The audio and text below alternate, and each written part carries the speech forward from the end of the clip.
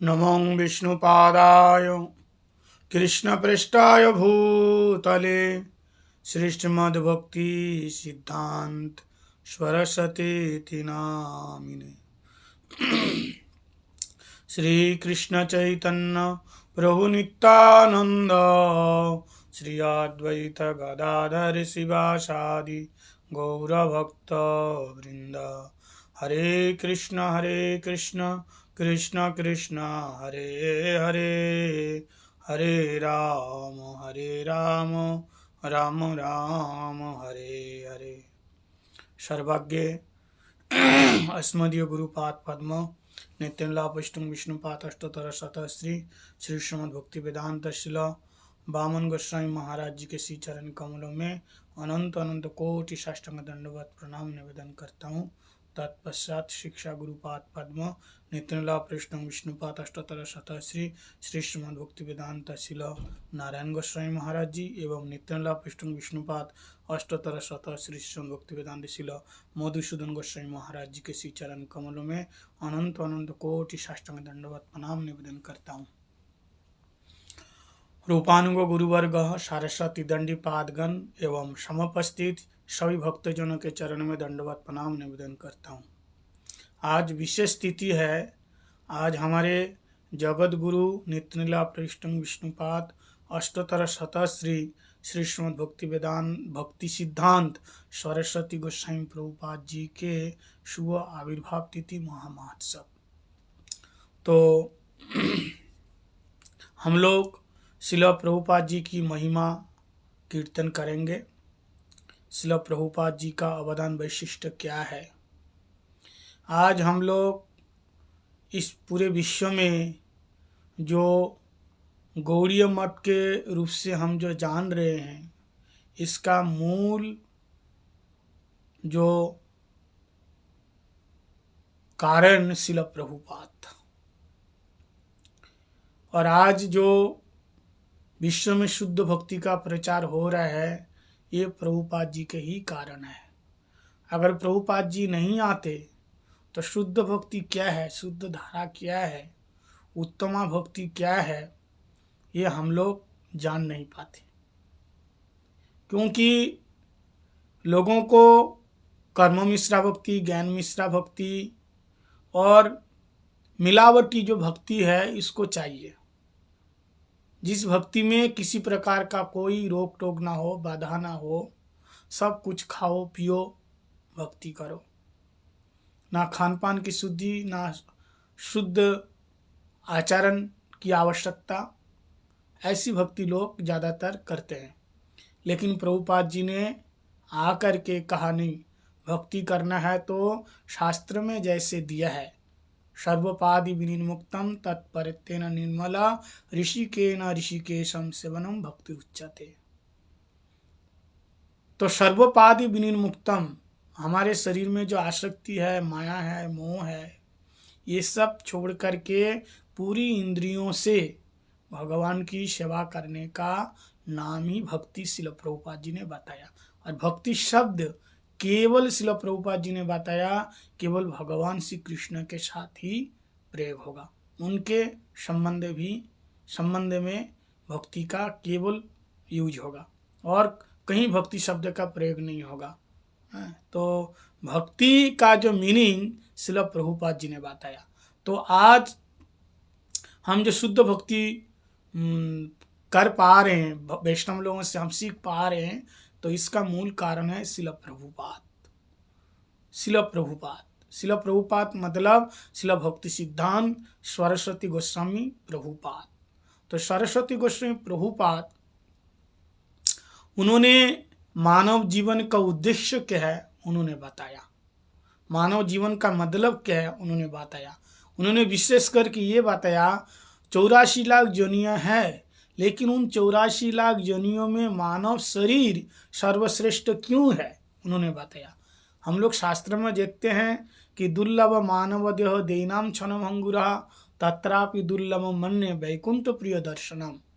मानव शरीर दुर्लभ है, लेकिन क्यों दुर्लभ है, किस लिए मानव शरीर को दुर्लभ बताया।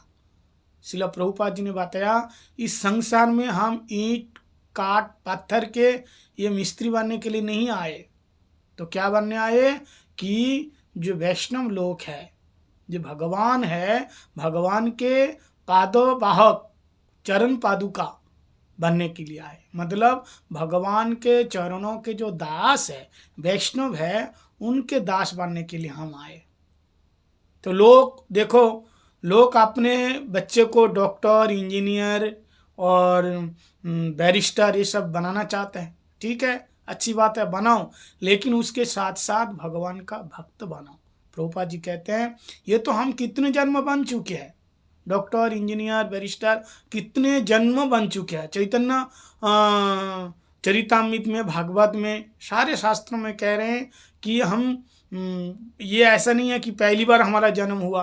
ये पुनरोपि जननम पुनरोपि मरणम पुनरोपि जननी जठरे शयनम यो घोर संसारे खलु दुस्तारे कृपया पाई मुरारे भज गोविंदम भज गोविंदम गोविंदम भज मूढ़ मते कबू स्वर्गे कबू मरते कबू देव कबू दानव।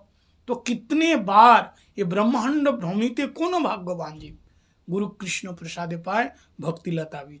तो प्रभुपाद का कहने का मतलब ये है, कभी हम देवता भी बने हैं, तो कभी दानव बना है, कभी पशु बना है, कभी पक्षी बना है, कभी राजा बना, कभी प्रजा बना, कभी बड़े विद्वान बना, कभी बैरिस्टर बना, कुछ ना कुछ हम बनते जा रहे हैं, लेकिन आज तक हम भगवान का दास नहीं बना, भगवान का भक्त नहीं बना। इसलिए हमको इस संसार में बार बार बार बार आना जाना पड़ रहा है। जिस दिन तुम भगवान का हो जाओगे, अहम हरे तव पादैक मूलम दासानुदास भुवितास्मि भूयः। जब हम भगवान के दास बन जाएंगे, तब वह इस संसार में आने जाने का जो क्रम है, इस संसार से आने जाने का जो क्रम है, ये हमेशा के लिए मिट जाएगा। तो इसलिए प्रभुपाद कह रहे हैं इस संसार में हम ईंट काट पत्थर के मिस्त्री बनने के लिए नहीं आए। तो क्या बनना है? मानव जीवन का उद्देश्य है। अगर तुम बन गया है तो कोई बात नहीं है, लेकिन इसके साथ साथ भगवान का भक्त बनना जरूरी है। भगवान का भक्तों के भक्त, उनके चरण रज, उनके दास अनुदास बनना ये विशेष जरूरी है, प्रभुपाद जी ने कहा। तो प्रभुपाद जी का उद्देश्य जो जीव नित्य कृष्ण दास, भगवान के हम कृष्ण के नित्य दास है, प्रभुपाद जी ये कहना चाहते हैं बस ये स्वरूप की उपलब्धि हो जाए, ये स्वरूप की उपलब्धि हो जाए। तो प्रभुपाद जी का अवदान वैशिष्ट बहुत है। प्रभुपाद जी बद्ध जीवों को कैसे कृष्ण उन्मुख किया, और विशेष करके भारत में एकोनिष्ठ व्यक्ति पाना बहुत मुश्किल है। प्रभुपाद जी ने एकोनिष्ठता क्या है, कृष्ण भक्ति सबके हृदय में जगाया।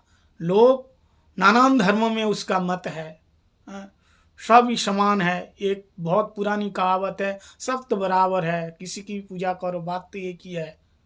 तो ऐसे बहुत सारी संस्थाएं भी है जो ऐसे मानते हैं सब बराबर है, सब एक ही है, चाहे दुर्गा, काली, चंडी, शीतला, मनसा, गणेश, शिव, गण, पार्वती, कुछ भी पूजा करो, बात तो सब बराबर है, सभी तो भगवान है। लेकिन एते चांश कलापुंश कृष्णस्तु भगवान स्वयं, इस बात की स्थापना श्रील प्रभुपाद जी ने किया।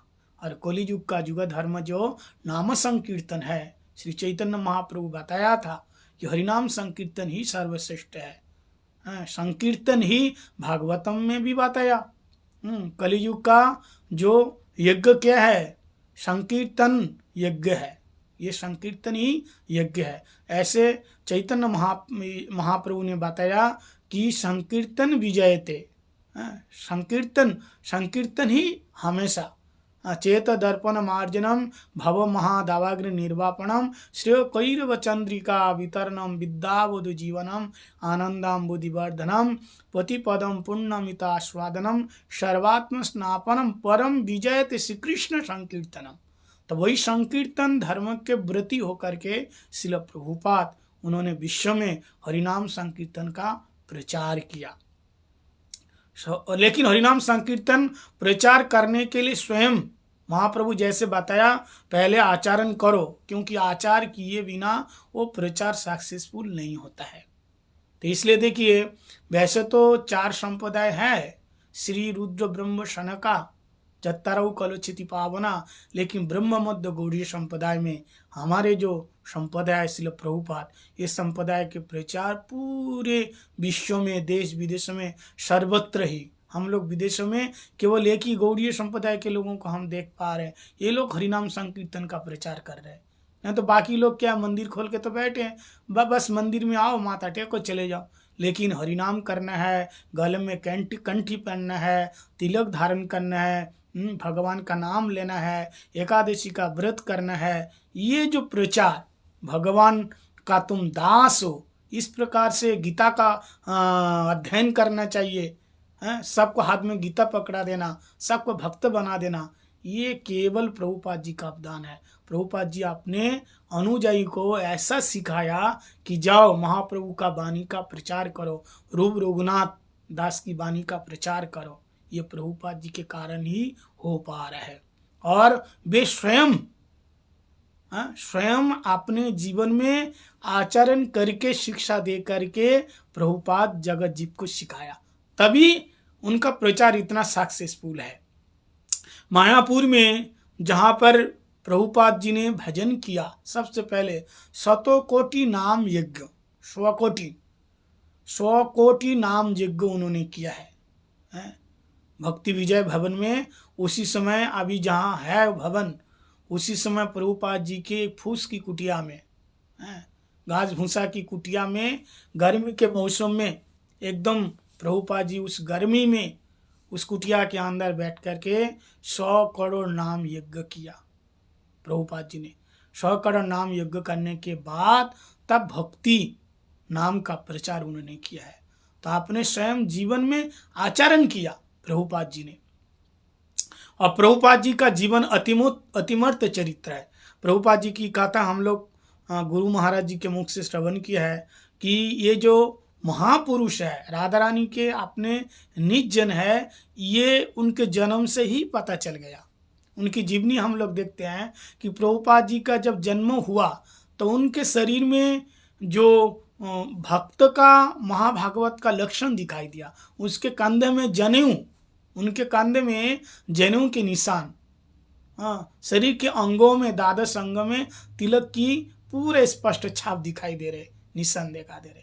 ऐसे प्रभुपाद जी का जन्म हुआ। रथ यात्रा से 6 महीना पहले उनका जन्म हुआ। श्रीधाम जो एक धाम है जगन्नाथपुरी में उनका श्री जगन्नाथ मंदिर के सामने, जगन्नाथ मंदिर उसके सामने जहाँ से रथ जाता है मसीह के घर में, तो वहाँ प्रभुपाद जी का जन्म हुआ। तो रथ यात्रा से 6 महीना पहले अब रथ यात्रा आ गई, रथ जाने लगा। जगन्नाथ देव ने देखा कि हाँ मेरा भक्त अभी छोटा है, 6 महीने के है, लेकिन उसके दर्शन किए बिना तो मैं नहीं जाऊंगा। तो रथ रुक गया। किसका? जगन्नाथ जी का रथ रुक गया। अब बड़े बड़े पांडा लोग बड़ी कोशिश की रथ को लेके जाने के लिए, लेकिन रथ जाता ही नहीं, रथ नहीं जाता है। तो 3 दिन तक हमारे शिला भक्तिनाथ ठाकुर जी के घर के दरवाजे पे वो रथ खड़ा। तो सभी लोग दर्शन करने जा रहे, तो उसी समय हमारे शिला प्रभुपाद जी की माता जी प्रभुपाद जी को लेकर के, तब प्रभुपाद जी बिल्कुल छोटे 6 महीने के, बिमला प्रसाद उनको लेकर के जगन्नाथ जी को दर्शन करने के लिए आई। और जगन्नाथ जी के रथ तो बहुत बड़ा है, जगन्नाथ जी ऊपर बैठे हैं, तो नीचे रख करके छोटे से शिशु को जैसे माता जी ने प्रणाम किया, और जगन्नाथ जी का जो गले में प्रसादी माला, वो अपने आप माला खिसक के शिला प्रभुपाद जी के, यानी छोटे से बालक विमला प्रसाद प्रभुपाद जी के गले में आके गिरा। ये सब पांडा लोग देख करके बड़े हैरान हो गए और कहा आपका ये जो बालक है, ये बालक साधारण नहीं है, ये दिव्य महापुरुष है। तभी ये जगन्नाथ जी का माला अपने आप उनके गले में गिर गए। और जैसे प्रभुपाद जी को वहाँ से लेके उनकी माता जी आई, इतने में रथ अपने आप चल पड़ा। ये कथा सभी लोग जानते हैं। तो कहने का मतलब ये है, भगवान और भक्तों का एक जो आकर्षण है, एक संबंध है, ये प्रभुपाद बचपन से वो उनकी लीला में, उनकी जीवनी में दिखाई देता है। बचपन से कैसे भगवान अपने भक्त के बिना अपने भक्त के बिना एक कदम भी नहीं चलता है। यानी जगन्नाथ जी का आशीर्वाद मिल गया, आगे चल करके ये मेरा नाम संकीर्तन का प्रचार करेगा। इसके बाद शिला भक्तिनाथ ठाकुर जैसे स्कूल की पढ़ाई होती है, उनके स्कूल में भर्ती कर दिया और उनकी जीवनी बहुत है। फिर उनको वहाँ से ले करके फिर जगह जगह वो जाने लगा और फिर कलकत्ता में आए, फिर वहाँ से सरबगंज में आए। धीरे धीरे प्रभुपाद अपनी स्कूल की पढ़ाई करने लगे। जब भक्तिनाथ ठाकुर सरबगंज में थे तो वो मैजिस्ट्रेट थे, वहाँ के बहुत बड़े सरकारी काम देखभाल करते थे मैजिस्ट्रेट। तो प्रभुपाद को कहा, देखो प्रभुपाद जब थोड़ा बड़े हो गए और उनका विचार, उनका आदर्श, एकनिष्ठता देख करके भक्तिनाथ ठाकुर बड़े ही आनंदित हुए। सारे शास्त्र अति अल्प आयु में सारे शास्त्र का अध्ययन कर चुके थे, ज्योतिष शास्त्र का अध्ययन कर चुके थे, बाकी सारे जो ग्रंथ है वेद वेदांत उपनिषद सारे अध्ययन कर चुके थे। एक बार और एक बात है, शिला प्रभुपाद स्पष्टवादी, विमला प्रसाद स्पष्टवादी प्रभुपाद जी कहते हैं अपने उपदेशावली में कि हमेशा निरपेक्ष कहो, जो सच है उसको कहो। ऐसा नहीं है कि हमारे सच कहने से किसी को दुख लगेगा इसलिए हम सच नहीं कहेंगे, तो ऐसा कहने से मैं क्या हो जाऊंगा, नास्तिक हो जाऊंगा, अवैधिक हो जाऊंगा। शिला प्रभुपाद जी की भाषा है। फिर भगवान की जो वाणी है ये प्रचार नहीं हो पाएगा। इसलिए प्रभुपाद जी सच बोलते थे, किसी को भी बुरा लगे कोई बात नहीं है, लेकिन सच उसके कान तक जाना चाहिए। तो एक बार शिला भक्तिनाथ ठाकुर जी ने कहा कि देखो मैं कुछ दिन के लिए कलकत्ता में जा रहा हूँ किसी काम से, तो मैं रोज़ जो यहाँ पे प्रवचन देता हूँ, तो मेरे जाने के बाद 2-3 दिन की बात है, तुम ही प्रवचन करना। क्योंकि भक्तिनाथ ठाकुर जी ने देखा इनको तो शास्त्र में बहुत प्रवेश है, सारे वेद वेदांत उपनिषद पढ़ चुके हैं, बहुत सिद्धांतविद है मेरा बेटा। इसलिए उनको कहा कि मेरे को जाने के बाद तुम प्रवचन देना। तो प्रभुपाद जी ने कहा ठीक है। भक्तिनाथ ठाकुर जी गए, अपना जो भी काम था सब कुछ खत्म करके 3 दिन के बाद आए। 3 दिन के बाद शिला भक्तिनाथ ठाकुर प्रवचन में बैठे तो देखे पहले जैसे लोग आते थे इतने भर भर करके, अब उतना लोग नहीं है। तो भक्तिनाथ ठाकुर जी ने कहा भाई क्या बात है, पहले लोग कितने आते थे, अब लोग क्यों नहीं आते हैं। तब लोगों ने कहा कि भाई आपका जो पुत्र है, आपका जो बेटा है, ये कैसे है, ये कैसा प्रवचन करते हैं। प्रभुपाद जी से कहा क्यों भाई, तुमने ऐसा क्या बोला, वो लोग क्यों नहीं आते हैं, क्या कारण है। तो प्रभुपाद जी ने कहा मैंने सच बात बताई, अगर लोगों की मिर्ची लगी तो मैं क्या करूं, जो शास्त्र में है उस बात को मैंने बताया, शास्त्र से विपरीत एक बात भी नहीं कहा। तो कहने का मतलब यह है आज भी लोगों को असली बात सुनने के लिए उनको दुख होता है, असली बात कोई सुनना ही नहीं चाहता है, नहीं सुनना चाहता है। एक बार शिला भक्ति प्रज्ञान शिला केशव गोस्वामी महाराज परम गुरुदेव, वे बंगाल में बहुत सारे ब्रह्मचारियों को प्रचार में भेजते थे। हमारे गुरुदेव सज्जन सेवक ब्रह्मचारी, उस समय सज्जन सेवक ब्रह्मचारी और भी बहुत सारे ब्रह्मचारी लोग हुआ करते थे, सबको बंगाल में भेजते थे प्रचार के लिए। तो सबके अलग अलग टीम बना के भेजते थे, किसी के साथ 10 जन 15 जन 20 जन लोग जाते थे। तो गुरु महाराज जी के साथ भी लोग 15-20 जन लोग ब्रह्मचारी लोग जाते थे। तो प्रचार के अंत में जब वापस आते थे तो परम गुरुदेव पूछते थे सबसे, बताओ तुम्हारे प्रवचन में कितने लोग रोज आते थे, तुम्हारे प्रवचन में कितने लोग आते थे, तुम्हारे प्रवचन में कितने लोग आते थे।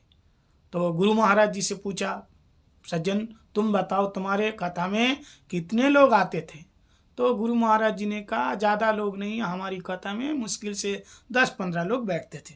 बोले इतने कम, बोले हाँ इतने लोग आते थे। और एक थे ब्रह्मचारी, उनसे भी पूछा बताओ तुम्हारे प्रवचन में कितने लोग बैठते थे। उन्होंने कहा हमारे प्रवचन में तो 500-700 लोग बैठते थे, इतने लोग आते थे, बहुत लोग आते थे। तो गुरु महाराज जी ने कहा तुम्हारे प्रवचन में 500-700 लोग आते हैं, और सज्जन सेवक ब्रह्मचारी से कहा तुम्हारे प्रवचन में इतने कम लोग आते थे, केवल 10-15 लोग बैठते थे। तो लेकिन सज्जन सेवक ब्रह्मचारी शास्त्र सिद्धांतविद, लेकिन इनके प्रवचन में इतने कम लोग। तब परम गुरुदेव मुस्कुरा करके कहा असली गौड़ीय मठ का प्रचार सज्जन सेवक ब्रह्मचारी करके आया। और वो जो ब्रह्मचारी जिसके प्रवचन में 500-1000 लोग बैठते थे, उनको कहा तुम गौड़ीय मठ की बात नहीं बताई, तुम मसाला मिर्ची लगा करके हैं बढ़िया तुम मनोरंजन की बात कह के आए हो, इसलिए इतना लोग बैठे हैं तुम्हारी कथा में। अगर असलियत में गौड़ीय मठ की कोई बात ठीक से कोई बताएगा तो लोग हजम नहीं कर पाएगा, लोग वहां बैठेगा नहीं, लोग सुनेगा नहीं। कौन सुनेगा भाई? बीड़ी छोड़ो, पान छोड़ो, सिगरेट छोड़ो, यहाँ तक चाय भी पीने के लिए मना करते हैं। सभी लोग तो यही पूछते हैं महाराज चाय में क्या दोष है, ये तो आप बता दो। हाँ, चाय क्यों नहीं हम पियेंगे? चाय पीना बहुत मुश्किल हो जाते हैं और गौड़ीय मठ के लोग चाय पीने के लिए मना करते हैं। कौन दीक्षा लेगा? गौड़ीय मठ में इसकी नहीं पूजा करना, उसकी नहीं पूजा करना, ये नहीं करना, वो नहीं करना, ये सारी बातें ये कौन सुनना चाहता है? कोई नहीं सुनना चाहता है। हाँ, सब खाओ, सब कुछ करो, सबकी पूजा करो, हमसे दीक्षा लो, ये तो ठीक है महाराज। तो हमारे सज्जन से वो ब्रह्मचारी, उन्होंने असलियत में गौड़ीय मठ का प्रचार किया। गौड़ीय मठ का जो विचार है, सिद्धांत है, वो विचार सिद्धांत सामने रखा, इसलिए लोगों को ये बात हजम नहीं हुई और धीरे धीरे धीरे धीरे धीरे धीरे सारे लोग उठ करके चले गए। और जो प्योर लोग थे, जिसको भजन करना था, 10-15 लोग, वो लोग बैठे रहे। लेकिन तुमने क्या किया?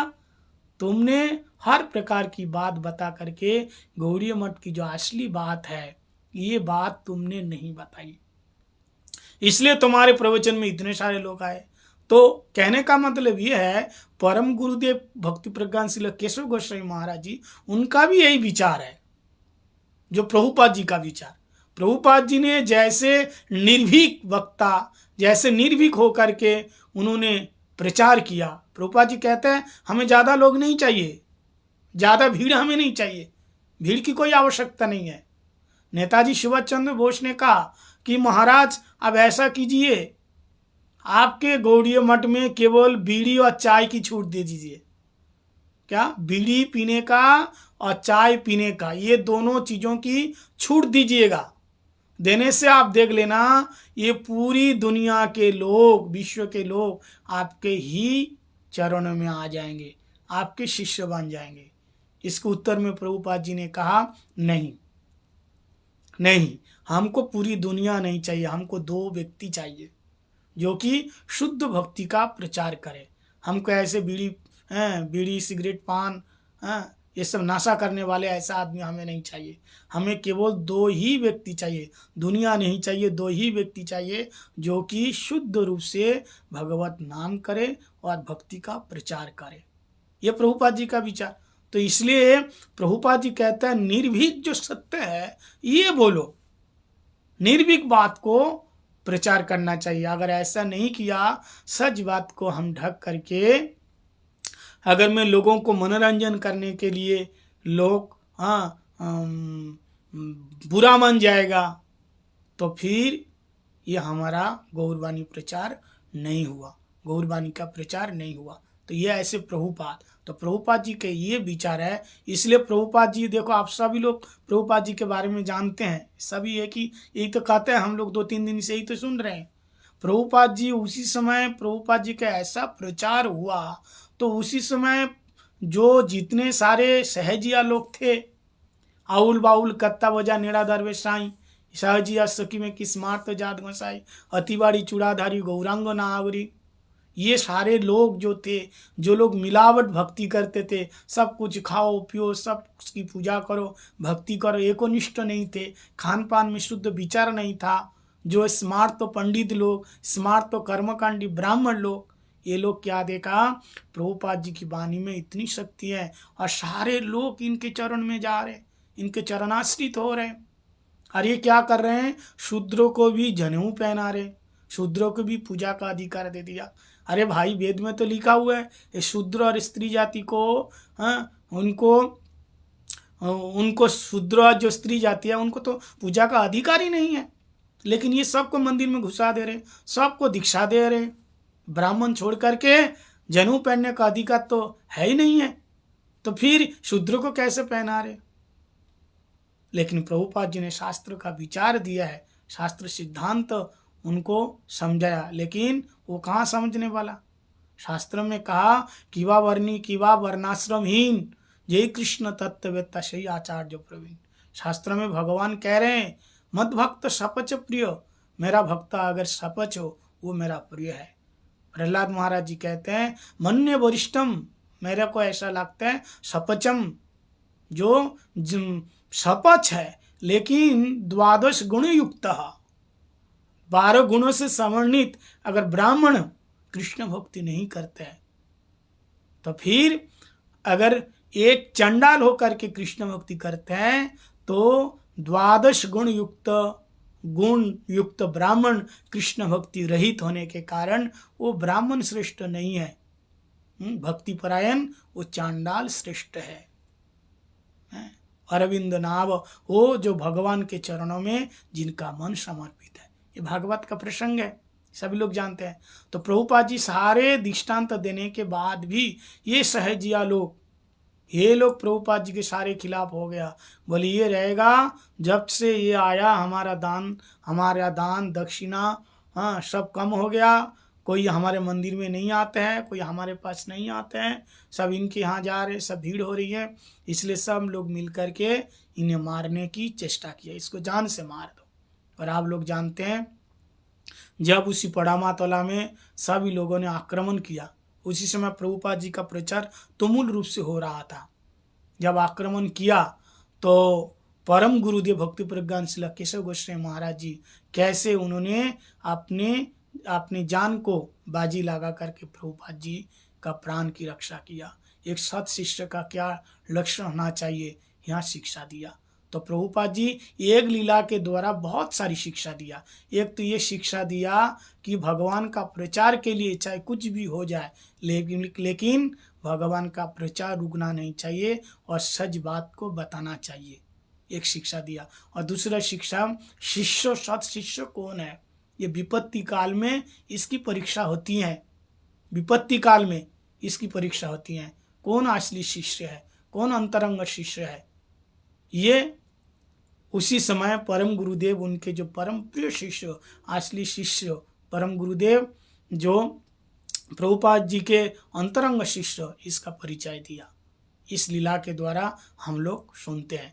तो ऐसे प्रभुपाद, श्रील प्रभुपाद भक्ति का प्रचार के लिए, भक्ति का प्रसार के लिए उन्होंने किसी से किसी प्रकार कंप्रोमाइज़ नहीं किया। एक बार जब रविंद्रनाथ ठाकुर, जिसको नोबेल पुरस्कार मिला, विश्व को भी बताया जाता है, उनको कहा कि महाराज आप लोग जो प्रचार करते हैं इस प्रकार से, तो आप विदेश में कैसे प्रचार करते हैं, तो हम लोगों को थोड़ा बताइएगा। तो रविंद्रनाथ ठाकुर जी ने कहा देखो अभी विदेश में जो प्रचार है वो थोड़ा कठिन है। उन्होंने कहा भारत के जो साधु है इनका थोड़ा इमेज वहाँ खराब हो चुका है, तो इसलिए प्रचार करना बहुत मुश्किल है वहाँ। तो प्रभुपाद जी ने कहा अच्छा ठीक है, तो आप बैठिए यहाँ। तो उनको बिठा करके प्रभुपाद जी ने जब उनको हरिकथा सुनाया, तो हरिकथा सुन करके तब रविंद्रनाथ ठाकुर जी ने कहा भाई आप अगर विदेश में जाएंगे तो आपका प्रचार हो सकता है, क्योंकि आपकी वाणी और आपका ये ओजस्वी जो वाणी हम सुन करके हमको ये निर्धारित हो गया कि आप जाएंगे तो विदेश में प्रचार हो सकते हैं। तो उसी में प्रभुपाद जी ने कहा आप चिंता मत कीजिए, हम जैसे ही किसी को भेजेंगे महाप्रभु का प्रचार के लिए। तो श्रील प्रभुपाद जी कृपा करके उन्होंने अपने भक्तों को, अपने अनुयायी, अपने शिष्यों को विदेश में भेजा और महाप्रभु की वाणी का प्रचार किया। और आज देखो पूरे विश्व में महाप्रभु वाणी का प्रचार हुआ। तो ये इसका मूल जो श्रेय हो जाते हैं श्रील भक्ति सिद्धांत सरस्वती गोस्वामी प्रभुपाद। आज जो पूरे विश्व में हमारे चाहे इस्कॉन के संस्था हो, चाहे गौड़ीय मठ के कोई भी अलग अलग संस्था के जितने सारे भक्त हो, पूरे विश्व में, देश विदेश में, भारत में, बांग्लादेश में, अमेरिका, न्यूजीलैंड, फिजी, जहाँ भी प्रचार देख रहे सब प्रभुपाद जी के ही अनुयायी है। सब अपनी अपनी योग्यता के अनुसार सब महाप्रभु का प्रचार कर रहे हैं। तो इसका मूल श्रेय किसको जाता है? शिल भक्ति सिद्धांत सरस्वती गोस्वामी प्रभुपाद। तो ऐसे जो प्रभुपाद है, जो हम लोगों को जो भक्ति दिया, जो उनकी अवदान है, और विशेष करके शिल प्रभुपाद, देखो हम देखते हैं दूसरे और भी जो संप्रदाय के लोग हैं, अब जो महात्मा लोग को तो तिलक कंठी हो तो सब लगाते हैं, जाप करते हैं, लेकिन दूसरे देखो जो मंदिर वाले हैं, मंदिर में रहते हैं, वो तो ठीक पालन करते हैं, फॉलो करते हैं, लेकिन घर गृहस्थी में रहने वाले लोग उसको ऐसे तिलक लगा तो ये हम लोग नहीं देखते। लेकिन केवल गौड़ीय संप्रदाय के, चाहे वो गृहस्थी हो चाहे त्यागी हो, सबके गले में कंठी, सबके माथे में तिलक, सब लोग हरिनाम कर रहे हैं, सब अपने मंदिर में 5 टाइम भोग लगा रहे हैं, आरती कर रहे हैं, यानी मंदिर के जितने नियम है वो सारा नियम फॉलो कर रहे हैं, सारे नियम फॉलो कर रहे हैं, सारा नियम। यानी प्रभुपाद जी ने ऐसा सिस्टम चालू किया, कहते सुबह से लेकर के शाम तक, चाहे मठ के लोग हो, मठवासी हो, चाहे घर में रहने वाले लोग हो, सबको नवविधा भक्ति का पालन करना पड़ेगा। सबको नवविधा भक्ति का पालन करना है। श्रवणम, कीर्तनम, स्मरणम, पाद सेवनम। सुबह उठ करके नहा धो करके भगवान की आरती उतारो, अर्चन करो, भोग लगाओ, फिर अपने कामकाज में चले जाओ। घर में जो माताएं लोग हैं दोपहर में भगवान जी का प्रसाद लगा देंगे, भोग लगा देंगे। शाम को भाई लोग आए तो कीर्तन करेंगे, नहीं तो बहुत भक्त लोग मंदिर में भी आते हैं। तो गौड़ीय मठ में ऐसा सिस्टम उन्होंने बनाया, श्रील प्रभुपाद कहते हैं सुबह से लेकर के शाम तक 64 प्रकार के भक्ति के अंगों अपने आप फॉलो हो जाता है। तो ये नियम विशेष करके प्रभुपाद जी ने हमारे जो भक्त हैं गौड़ीय मठ के, उनको ये सिखाया है। तो ऐसे प्रभुपाद की महिमा हजारों साल तक कोई वर्णन करे वो खत्म नहीं होने वाला है। प्रभुपाद जी की ऐसी महिमा, ऐसी उनकी ओजस्वी वाणी है, ऐसा उनका प्रचार है, ऐसी उनकी लिखनी है। हमारे बहुत सारे आचार्य लोग आए, उनका प्रचार वैशिष्ट, सबका अलग अलग वैशिष्ट है। अब प्रभुपाद जी का अलग अलग वैशिष्ट है। हम 2 दिन पहले किसी महाराज जी का प्रवचन सुन रहा था, वो कह रहे थे कि जितने आचार्य आए उनका प्रचार एक तरफ रखा जाए और प्रभुपाद जी का प्रचार एक तरफ रखा जाए, तो कहता प्रभुपाद जी का जो तराजू है ये भारी पड़ जाएगा। प्रभुपाद जी ने ऐसा प्रचार किया। बोले क्या प्रचार किया? सारे आचार्यों का निचोड़ को मंथन करके उसका सार को मानव श्रील प्रभुपाद जगत में दिया। इसलिए कहते हैं अगर प्रभुपाद जी नहीं होते तो फिर शुद्ध भक्ति क्या है, कृष्ण प्रेम क्या है, ये कौन जानते हैं? इसका मतलब क्या है, क्या जानते, कौन जानते हैं? अब प्रभुपाद पूरे विश्व में 64 उन्होंने मठ का स्थापन किया, मंदिर खोला।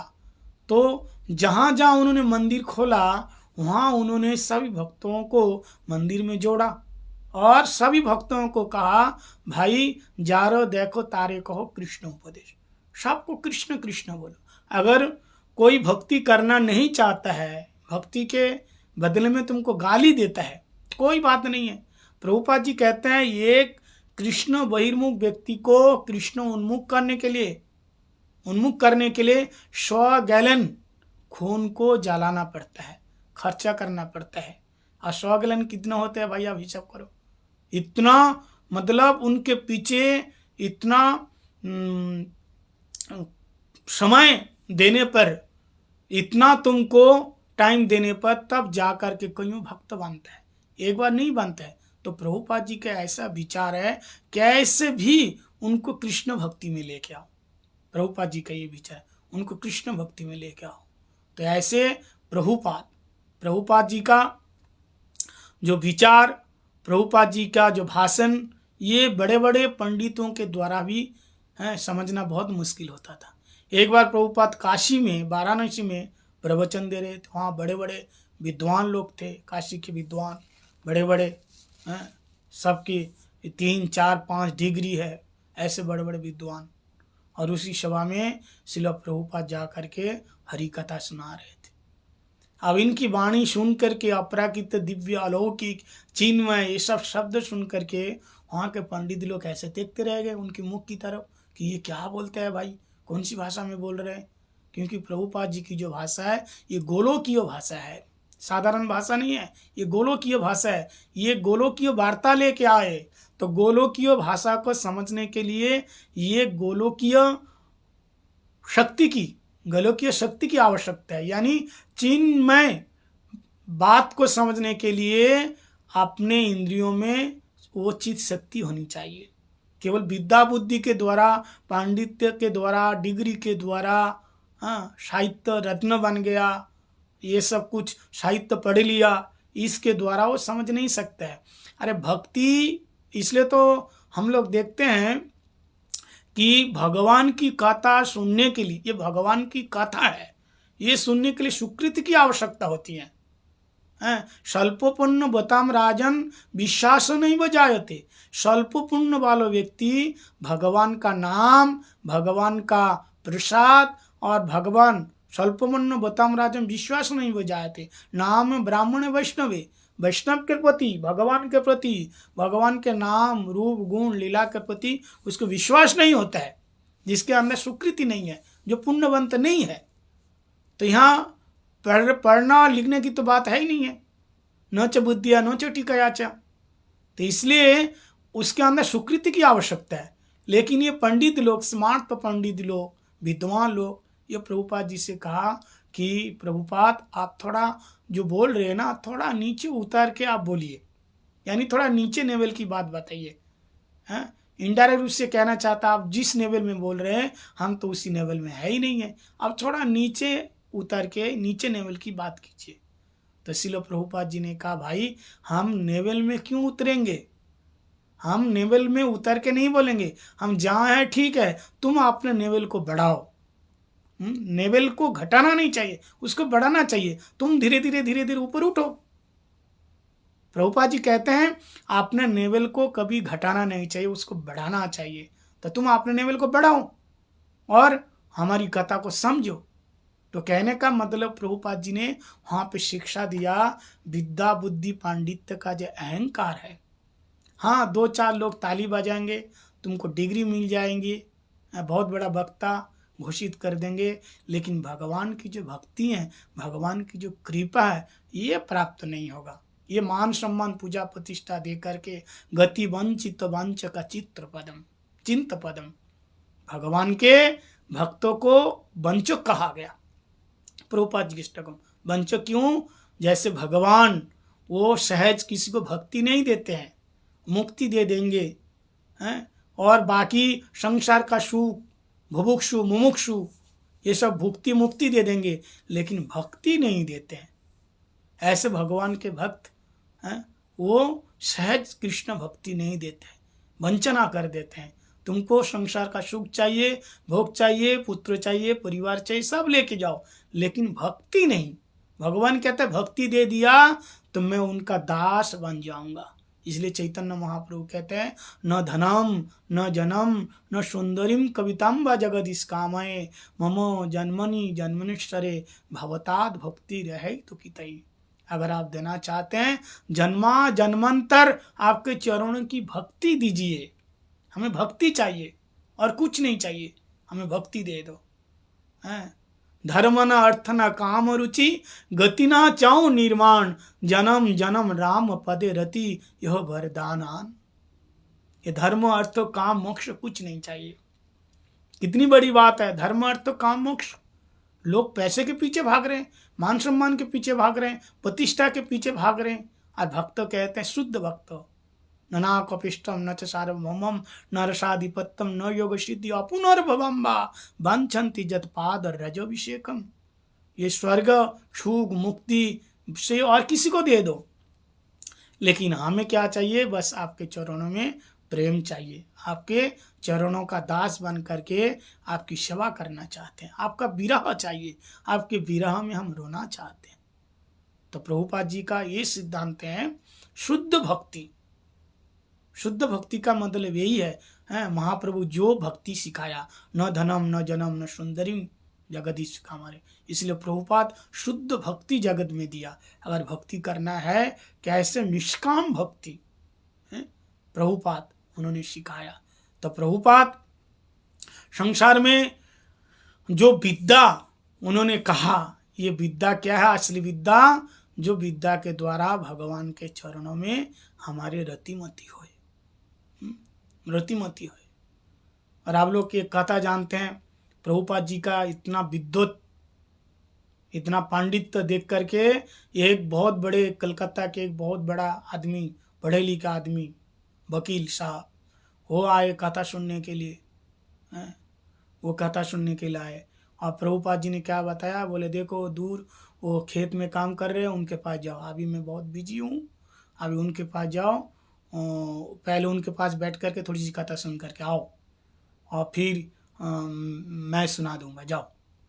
तो इसने सोचा कि अरे भाई मैं तो इतना बड़ा पढ़ा लिखा आदमी हूँ और ये कहाँ भेज रहे हैं, अच्छा चलो जब बोल रहे हैं तो देखते हैं, घूम के आते हैं। और वहाँ गया तो क्या देखा, वो जो भक्त था वो तो महाराज वो खेत में वो मेड़ को ठीक कर रहा था और वो बैगन के और मिर्ची के पौधे में पानी डाल रहे थे। और उनको जा कर के कहा, महाराज जी हरे कृष्णा, प्रभुपाद जी ने हमको भेजा है, आप थोड़ी सी कथा सुनाओ।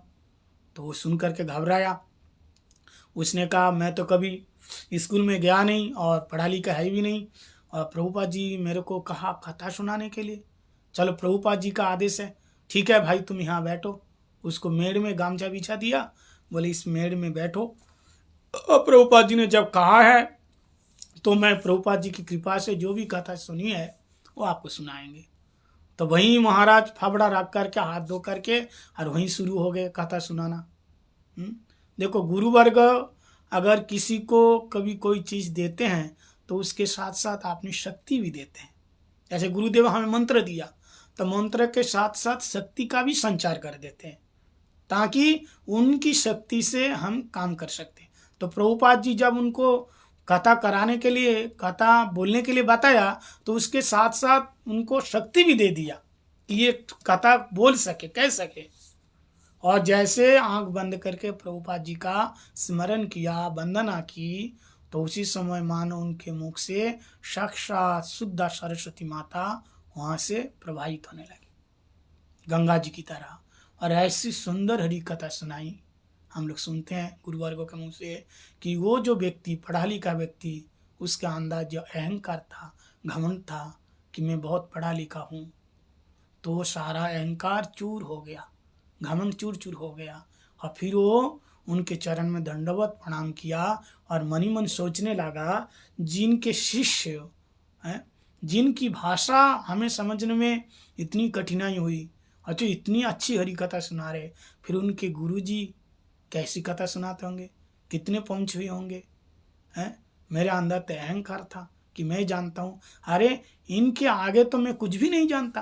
तो कहने का मतलब ये है, प्रभुपाद जी ने हर परिस्थिति में इससे क्या शिक्षा दिया? इससे शिक्षा दिया दो प्रकार की शिक्षा। एक तो शिक्षा दिया भगवान को पाने के लिए बस केवल निर्मल मंजन सोमय पावा। प्रभुपाद जी ने कहा वैष्णव कौन है? जिसका मन निर्मल है। तुम्हारे पास विद्या बुद्धि सब कुछ है, पांडित्य है, सब कुछ है, लेकिन इसका अहंकार है। लेकिन तुम्हारे पास कुछ भी नहीं है। लोग कहते तुम्हारे कुछ भी नहीं है तो अहंकार भी तो नहीं है, होगा तो अहंकार होगा। नहीं, ऐसा नहीं है। जिसके पास कुछ भी नहीं है फिर भी उसके अहंकार है। ऐसा नहीं है कि जिसके पास कुछ नहीं होता उसके अहंकार नहीं होता है। अहंकार कुछ ना रहने वाले का भी अहंकार होते हैं। वो क्या अहंकार है? देखो मैं अहंकार करता ही नहीं, ये अहंकार है। जैसे एक आदमी मैंने सुना था, वो बहुत पढ़ा लिखा था, तो उसके पास डिग्रियां थी, कागज़, बहुत सारे डिग्री के कागज़ थे। तो उसने सोचा जब साधु बनने जा रहे हैं तो ये डिग्री क्या करेंगे, कागज़ क्या करेंगे। तो उसने सारे डिग्री के जो कागज़ था वो सब फाड़ करके जमुना जी में फेंक दिया और वृंदावन में आ गए। अब वृंदावन में आ गए, अब वो महात्मा बन गए। कथा सुनाने लगा। अब हर कथा में यही कहता है, देखो मेरे को किसी डिग्री का अहंकार नहीं है, पता है मैंने अपनी डिग्री को फाड़ करके जमुना जी में फेंक दिया, अपने पास नहीं रखा। डिग्री का कोई मेरा अहंकार ही है नहीं, सारे डिग्री के कागज को मैं जमुना जी में फाड़ दिया। अब हर कथा में यही सुना है। तो बताइए ये अहंकार गया या अहंकार को और पुष्ट किया उसने? तो ऐसा नहीं है कि जिसके पास नहीं है वो अहंकारी नहीं होगा, और जिसके पास है केवल वही अहंकार होगा। दोनों परिस्थिति में बात ये है कि हरिगुरु वैष्णव के चरणों में रह करके जो सहज सरल बन करके निष्कपट बन करके सेवा करते हैं, गुरुदेव के भगवान की अहेतु की कृपा से हमारे अंदर से कपट तब जाएगा। हम चाहने पर भी हमारे अंदर से कपट स्वभाव जाएगा नहीं, ये गुरुदेव की ही कृपा होनी चाहिए। इसलिए बलराम प्रभु कपट कौन था? कपट प्रलंबासुर। गुरुदेव वो कपट मूर्ति में आया। अंधकार कौन? गर्दभासुर, धेनुकासुर, अज्ञानी। गुरुदेव की कृपा से गुरुदेव ही हमारे अंदर कपट वृत्ति गुरुदेव दूर करेंगे। गुरुदेव कृपा करके हमारे अंदर का अज्ञानता गुरुदेव दूर करेंगे। हम कितने भी चेष्टा करें, वो हमारे, अगर हम दीनता भी दिखा रहे हैं ना, तो इसके अंदर भी कपट स्वभाव है। अगर हम किसी के सामने हाथ जोड़ कर कह रहे महाराज मैं तो कुछ नहीं जानता, तो हमारी दीनता के अंदर भी अहंकार है। मैं कुछ नहीं जानता, हो तो मैं बोल रहा हूँ।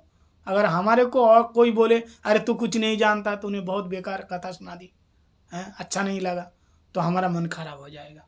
ऐसा तो हम अपने आप को दीनहीन नीच हम कह सकते हैं, लेकिन हमको दूसरे कहें कि तुम पापी हो, दीन हो, नीच हो, तो हमको बुरा लग जाएगा। लेकिन दूसरों को कहने से जब हमको बुरा नहीं लगेगा, तब हमको ये समझना चाहिए कि हाँ हम सरल हो रहे, सरल बन रहे। तो कहने का मतलब ये है, हरिगुरु वैष्णव की अहेतु की कृपा से हमारे अंदर के निष्कपट भाव आएंगे, कपट दूर होंगे। तो सीलो प्रभुपाद जो कपट धर्म, कैतव धर्म, कैतव क्या है? कपट है, कपट कपट बताए कैतव धर्म। भगवान का भक्त ना बन करके, भगवान का दास ना बन करके भगवान बनने का जो मन में इच्छा है, ये कपट धर्म है, ये कैतव धर्म है, ये छल धर्म है। तो वैष्णव लोग क्या करते हैं? गति वंचित वंच कचिंत पदम, प्रभुपाद जी के लिए बताया। ये संसार के सुख, संसार के मान सम्मान, पूजा प्रतिष्ठा देते हैं, लेकिन भगवान की भक्ति सहज नहीं देते। उनको देते हैं जो इसके लायक है, जो सही में अपने सारा अहंकार सर्वोपाधि विनीन मुक्तम हो चुका है। तो प्रभुपाद जी कृपा करके जो असली भक्ति देने के लिए आए, वो भक्ति। प्रभुपाद जी की महिमा बहुत शास्त्र में कहा है। प्रभुपाद जी कैसे कठिनाई के साथ ये प्रचार किया। प्रभुपाद जी का स्वभाव कितना नम्रता, कितना दीनता, कितनी शालीनता प्रभुपाद जी के अंदर। प्रचार के लिए उन्होंने कितना संघर्ष किया, अपने शिष्यों को कैसे योग्य बनाया। जब देश आज़ादी होने का समय था तो उनके पास आए, नेताजी ने कहा आपके यहाँ बड़े बड़े ब्रह्मचारी हैं, हिष्ट पुष्ट लंबे चौड़े, तो दीजिए ना इनको, हम संग्राम में लगाएंगे, देश की सेवा करेगा, स्वाधीनता हमको मिलेगी। प्रभुपाद जी ने बताया, लेकिन उन्होंने क्या कहा? नहीं, स्वाधीनता तुम जो लड़ रहे हो, जिसके विरुद्ध में तुम जो लड़ाई कर रहे हो स्वाधीनता के लिए, लेकिन ये असली स्वाधीनता तो है ही नहीं है। असली स्वाधीनता क्या है? हम जो माया में फंसा हुआ है, माया में फंसा हुआ है, इस माया से हमें छुटकारा मिल जाए। और हम जब जीव नित्य कृष्ण दास, हम भगवान का दास जी दिन हो जाएंगे, उस दिन हमारे को असली स्वाधीनता मिल जाएगी। ना तो हम हर शरीर में जाएंगे, हर शरीर में हमारा मोह जन्मेगा, हर शरीर में हम आबद्ध रहेंगे, उसका परिवार, संसार, ये मेरा मेरा मेरा, यही तो आबद्ध है। असली स्वाधीनता क्या है? असली आज़ादी क्या है? कि मोह से छूट करके भगवान के चरणों का दास बनना, ये असली स्वाधीनता है, ये असली आज़ादी है। इसलिए प्रभुपाद उसी समय सभी बड़े बड़े यंग जो युवक थे सबको भक्ति में लाए और महाप्रभु वाणी का प्रचार करने के लिए उन्होंने कहा। प्रभुपाद जी ऐसे हमारे गुरु महाराज गुरुदेव भक्ति वेदांत शिल बामन गोस्वामी महाराज ये जब बचपन में 9 साल की उम्र में मंदिर में आए अपने बुआ जी के और माता जी के साथ, तो मायापुर में शिल प्रभुपाद जी से मिले और प्रभुपाद जी का एक बार दर्शन करते ही और प्रभुपाद जी उनसे कहा, वो छोटे से बालक संतोष को कहा, क्या तुम मंदिर में रहोगे? तो उन्होंने कहा मैं रहूँगा। तो उनकी जो माता जी और बुआ जी सोचा कि छोटा सा बच्चा है, ऐसा ही कहा होगा, लेकिन जिसके ऊपर एक बार प्रभुपाद जी की दृष्टि पड़ जाती है, कृपा दृष्टि, उसको तो भक्त बनना ही है। 5-7 दिन के बाद जाने का समय हुआ, बालक संतोष को कहा, संतोष क्या तुम चलोगे, मंदिर में रहोगे? तो संतोष ने कहा हमको मंदिर में रहना है, घर में नहीं जाना। बोले घर में नहीं जाना क्यों? बोले नहीं, हमको प्रभुपाद जी के चरणों में रहना है। और तभी से वो गए नहीं घर। श्रील प्रभुपाद बालक संतोष को हमारे परम गुरुदेव भक्ति प्रज्ञानशील केशव गोस्वामी महाराज, उस समय उनका नाम था विनोद बिहारी ब्रह्मचारी, विनोद दा के नाम से, विनोद बाबू के नाम से प्रसिद्ध थे। तब उन्होंने कहा कि इनको तुम लेकर के, छोटा सा बच्चा संतोष, ये तुम्हारे देख रेख में रखो और ये इनको पढ़ाई लिखाई का जो भी दायित्व तुम्हारा है प्रभुपाद जी ने दिया। अब प्रभुपाद जी हमारे गुरुदेव भक्ति वेदांत शिल बामन गोस्वामी महाराज यानी सज्जन सेवक ब्रह्मचारी, सज्जन, उनको बहुत प्यार करते थे। हम लोग ऐसे सुनते हैं प्रभुपाद जी ठंडी के मौसम में धूप में बैठे होते हैं, धूप में, और प्रभुपाद जी को कच्ची मटर खाने में बड़ा अच्छा लगता था। तो गुरु महाराज छोटा सा बालक कहते हैं ये पास में बैठ कर को कच्ची मटर को छील करके प्रभुपाद जी के हाथ में देते थे और प्रभुपाद जी बड़े प्यार से, कितना बालक जैसा स्वभाव, कितना उनके अंदर पुत्र वत्सल्यता, भक्त वत्सल्यता, शिष्य वत्सल्यता, कितना प्यार से उनके हाथ से लेकर के प्रभुपाद बड़े मजे से उसको खाते थे। हमने सुना है। तो ऐसे हमारे गुरु महाराज जी को कितना प्यार करते थे, कितना स्नेह करते। कहता प्रभुपाद जी के एक प्रसाद पाने की एक थाली थी, चांदी की थाली, और वो थाली हमारे गुरु महाराज भक्ति वेदांत शिल बामन गोस्वामी महाराज यानी सज्जन सेवक को वो थाली धोने को मिला और गुरु महाराज जी बड़े सुंदर करके उस थाली को चमका के बढ़िया करके धो करके प्रभुपाद जी के सेवा में देते थे। प्रभुपाद जी कृपा करके प्रभुपाद जी उसी समय गुरु महाराज जी को हरिनाम दिया था, हरिनाम माला, हरिनाम दिया। और विनोद बिहारी ब्रह्मचारी जो विनोद बाबू, उनको अपने मंदिर के जितने रक्षणावेक्षणा करने का उसको दायित्व दिया। हमने उस दिन सुनाया था परम गुरु जी की कथा में। तो ऐसे प्रभुपाद आपने अपने शिष्यों को एक एक दायित्व दिया। उनका जो प्रचार प्रसार उसी समय तुमुल रूप से प्रचार प्रसार हुआ, महाप्रभु वाणी का प्रचार उन्होंने किया है। तो प्रभुपाद जी की वाणी है, जो एक वाणी का आधा अंश जीवन में धारण करते हैं उसका जीवन बदल जाता है। तो प्रभुपाद जी की कथा बहुत सी है, हम लोग फिर शाम के सत्र में श्रवण करेंगे। अभी मैंने प्रभुपाद जी के चरण में थोड़ा सा पुष्पांजलि दिया है, इसमें मेरी जो भूल त्रुटि है आप वैष्णव लोग कृपया क्षमा करेंगे और कृपा करके आशीर्वाद देंगे, प्रभुपाद जी की सेवा में जीवन में कर सकूं। हरे कृष्णा। वंशा कल्पतरुभ्यश्च कृपा सिन्धुभ्यैव च पतितानां पावनेभ्यो वैष्णवेभ्यो नमो नमः।